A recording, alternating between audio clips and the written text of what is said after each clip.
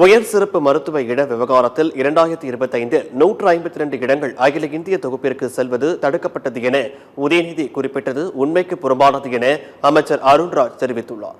தமிழகத்தில் நிரப்பப்படாமல் உள்ள 152 உயர் சிறப்பு மருத்துவ படிப்பு இடங்கள் அகில இந்திய தொகுப்பிற்கு சரண்டர் செய்யப்படுவதை தடுக்க வலியுறுத்தி முதலமைச்சர் விஜய்க்கு எதிர்க்கட்சித் தலைவர் உதயநிதி ஸ்டாலின் கடிதம் எழுதியிருந்தார். இந்நிலையில் எதிர்க்கட்சித் தலைவருக்கு மக்கள் நல்வாழ்வுத்துறை அமைச்சர் அருண்ராஜ் பதிலளித்துள்ளார். அதில் கடந்த ஆண்டுகளில் கலந்தாய்வு முடிந்த பின் ஸ்டேட் கோட்டாவில் அரசு மருத்துவர்கள் கொண்டு நிரப்ப முடியாத இடங்கள் அனைத்தும் ஆல் இந்தியா கோட்டாவிற்கு சரண்டர் செய்யப்பட்டது என்பதை எதிர்க்கட்சித் தலைவர் உதயநிதி அறிவாரா என்று கேள்வி எழுப்பியுள்ளார். 2024 119, 2025 145 இடங்களும் ஆல் இந்தியா கோட்டாவிற்கு சரண்டர் செய்யப்பட்டன என்பதையும் சுட்டிக்காட்டியுள்ளார்.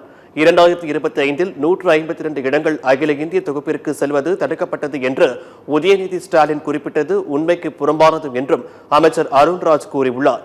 உயர் சிறப்பு மருத்துவ இட விவகாரத்தில் நம் மருத்துவர்களுக்கு எந்த பாதிப்பும் ஏற்படாத வகையில் உச்சநீதிமன்ற தீர்ப்பை எதிர்த்து தமிழ்நாடு அரசு உடனடியாக மறுசீராய்வு மனு தாக்கல் செய்துள்ளது என்பதையும் குறிப்பிட்டுள்ளார்.